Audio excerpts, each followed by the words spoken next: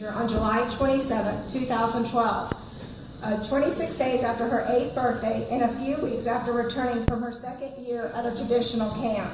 And my youngest son, Jax, surprised us with an epilepsy with cortical dysplasia diagnosis in November 2015, just a month before his 7th birthday. Both of them are doing well. In fact, Noel has been seizure-free for over 16 months now. Thank you, Dr. Flamini and Canada.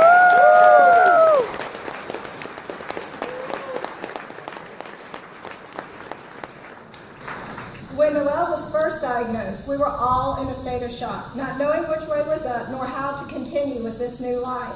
I started my research and learned that we were the only ones who could truly handicap our daughter by making her live in a bubble. We knew this was not the life we wanted for her or for us. We had to be brave and we had to be strong. But how do you continue with that new version of your lives? We realized our daughter had gone to camp for the past few summers, and what were we going to do? We knew that a traditional camp wasn't the answer, as they were not equipped to help her if she were to have a seizure and possibly make it worse for her and her self-esteem.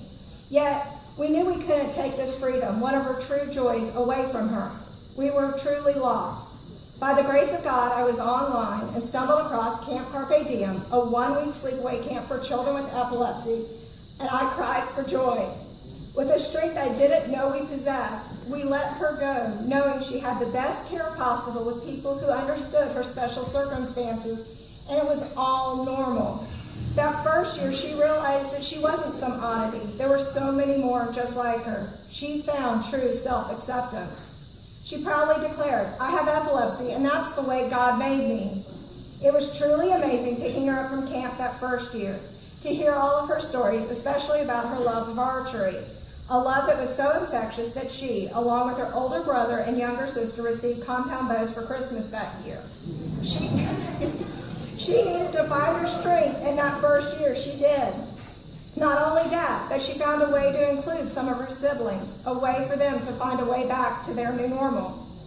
During her second year at camp, Noel discovered she really could do whatever she wanted as long as she put her entire will into it. For her to climb to the top of the rock wall was epic. No, awesome-tacular, as she would say. We happened to be at camp later that year and walked by the rock wall, where Noel had to stop and looked up to the top. She proudly looked at me and said, "I conquered my fear here." What an amazing gift. Living with epilepsy is a scary thing. You never know when a seizure may occur. Even after 16 months of being seizure-free, we know it could happen again. But camp took away a fear. She is stronger, better equipped. Noel's third year at camp was almost as scary as letting her go that first year, but even more needed. At that point, she had been seizure-free for 13 months and a day. We thought we were on the right track. Her brain, however, had other ideas.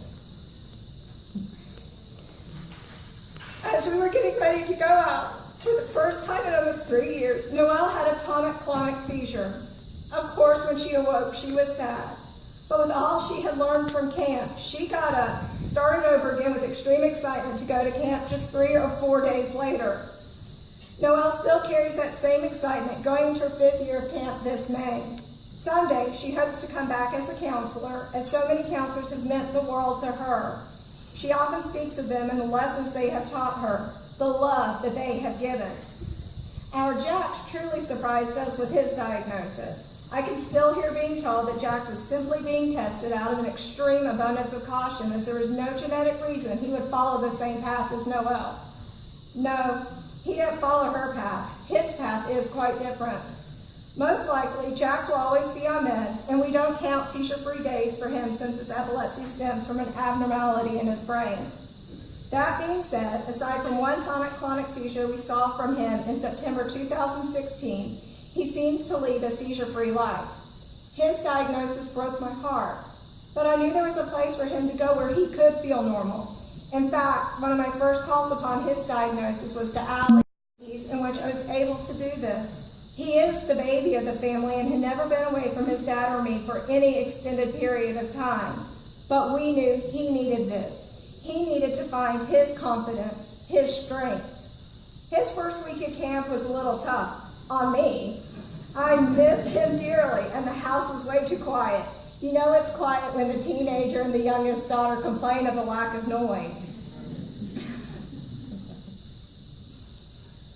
But I knew he was where he needed to be. This was definitely found to be true when I went to pick him up that Friday. We go to pick him up, and Noelle finds me first, gives me a huge hug, and tells me how much he loves me.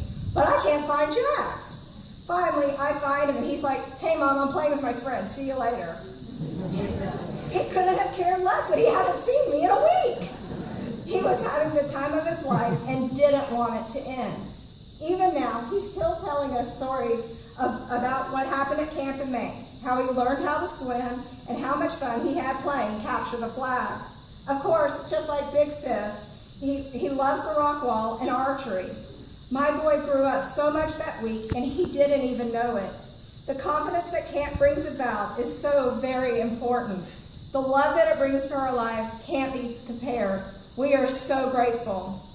We are so grateful because camp isn't just a time for Noelle and Jax, as well as every other child there to experience a normal rite of passage, but it gives us time to pay undivided attention to our other children, to spoil them in ways they don't get through the year. Sometimes our well children get the short end of the deal. It can't be helped. Our special needs children need us to do more, to be more. We worry. We keep up med, therapy, and doctor schedules. We fight insurance and millions of other things. Anything and everything we can to help them to be as normal as possible. And there quietly sits our other children who still need us too.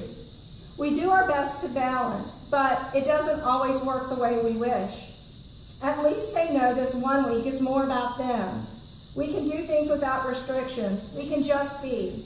It is a week to savor both at home and at camp. While our children are at camp, they aren't just getting a normal rite of passage. They are gaining so much more. So much therapy, self-esteem boosting greatness wrapped in fun and play. They don't even know it. My favorite was 2 years ago when the theme was space. One of the activities was to make rockets with part of an Alka-Seltzer tablet and vinegar in a film canister, where the children blasted off their problems and fears into space. Our family has done this a million times since. As said previously, to see our children come back with such confidence and acceptance is one of the greatest gifts ever. For our children to be able to experience so many things they would normally be told no to is also a gift. I want them to hear yes, to push their boundaries. Now, yes may come with modifications, but it is still yes. Are children with epilepsy supposed to climb heights over about 5 feet? No, but at camp they can. They make modifications, so in case of a seizure, these children are saved. They swim with wild abandon. They paddleboard on the lake or canoe or kayak, but all under the watchful eye of some amazing people. And they feel like everyone else there because they are. They are children. Let's let them be exactly that. Yes, they have been given adult-sized diagnosis, but they have child-sized hearts that want to conquer the world. Let's let them. Let them be the eagles they are meant to be. One of the theme songs from camp is R. Kelly's The World's Greatest, and the chorus says, anybody ask you who I am, just stand up tall and look them in the face and say, I'm that star up in the sky. I'm that mountain peak up high. Hey, I made it. I'm the world's greatest. I'm that little bit of hope when my back's against the ropes. I can feel it. I'm the world's greatest. And yes, these children are, because of who they are and what camp has shown them to be.